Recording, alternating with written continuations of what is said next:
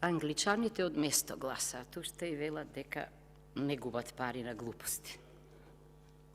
Предвадена.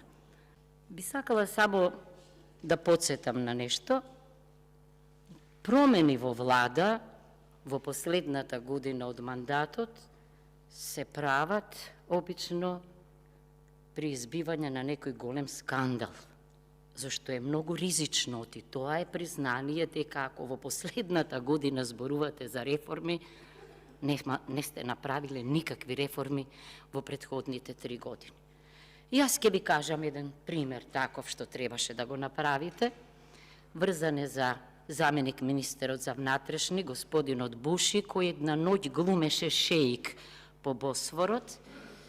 Токму така, ако го разрешевте него, бидејќи, повторувам, министер не сме да земе повеќе од 100 евра од никого во Македонија, а во светот ни 1 евро. Нашите колеги од странство, да подсетам, го нема господинот Снопче, рекоа дека ваков скандал би предизвикал пат на владата истата вечер. Но ние не сме една современа модерна држава. Значи, тоа е првото. Зошто е опасно да се менуваат министри во последната година? Зошто треба да се институционализира меморијата? Ако нема ефикасна влада, ако нема квалитетна влада, ако не може премиерот да си го познава тимот и да му верува на тимот, тогаш во игра се пазарни механизми. И јас навистина да кажам, жалам за господинот Нуредини, јавно кажувам, ме подсетувам на мојата дискусија кога го биравме овде, европјанин, господин. Жалам за господинот Рендевски, исто така се одважи поинаку да мисли од министерот, да ги заштити професорите, најважните во медицината, најважните за нашето здравје, а за колегата Тупанчевски, вие овде вчера најпофално се изразивте. И сега мене не ми е јасно, зошто се откажувате од најдобрите, а влегувате во неизвестност на игра што не ја диктирате вие, туку некој друг. Тоа е првото. Коалиција за европска иднина, фронт за европска иднина и така натаму може да биде само коалиција на луѓе, на премиер, на министри од европски профил. Некој од членовите на владата, да бидам искрена, на комисии не сум разбрала што кажуваат, некои не кажале ниту збор, не можеле ни да го прочитаат текстот пред нив, некои не се ни појавиле. И сега јас имам тука навистина голем проблем. Би сакала само да кажам, да подсетам на нешто.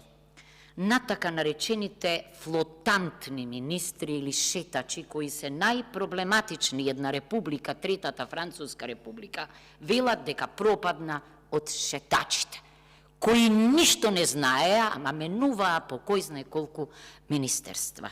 Има еден таков, 3 министерства смени, не ми е јасно, никаде ништо не направи, никогаш не се одговорни, токму на нив мислам дека нема што да остават во институционалната меморија. И само да подсетам на зборовите на еден умен човек, кој што требаше да ја формира првата политичка влада во оваа држава. Се вика Петар Гошев.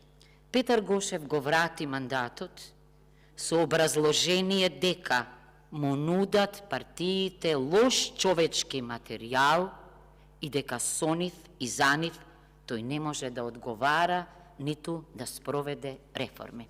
Неколку збора за предложените министри, бидејќи чудни биографии добиваме, и јас многу пати сум рекла, крајно време е да се стандардизираат биографиите на министрите и на заменик министрите. Еве, збор 2, например, еве, Кренар Лога. Интересно CV во кое што само во рамките на Скопје се добиени многу сертификати, да, завршил 2002-2006 на Универзитетот на Југоисточна Европа и интересна работа 23 години имал, кога една година потоа, 2007 година, станал заменик директор на управата на финансиска полиција во владата на СРМ. Што да кажам, ве молам? На 23 години. Така пишува, јас читам што пишува овде. Потоа сите можни функции ги изредил. Неверојатно нешто, значи.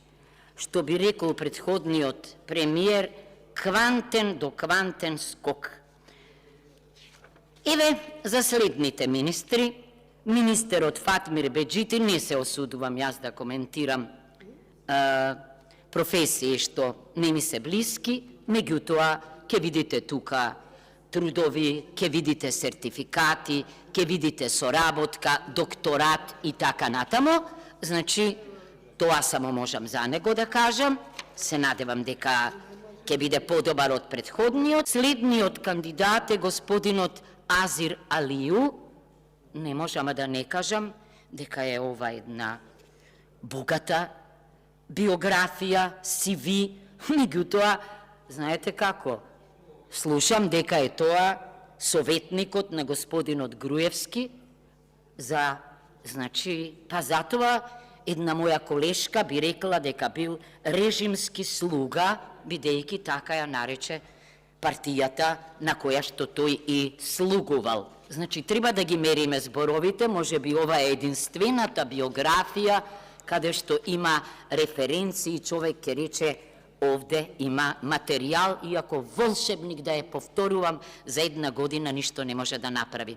Значи, сакам да кажам, еден мој колега овде, кого многу го ценам, умен математичар, често пати зборува што е оксиморон. Ја да кажам, оксиморон е да сметате дека некој што до вчера бил антиевропјанин, а од утре ќе влезе во владата и ќе стане проевропјанин.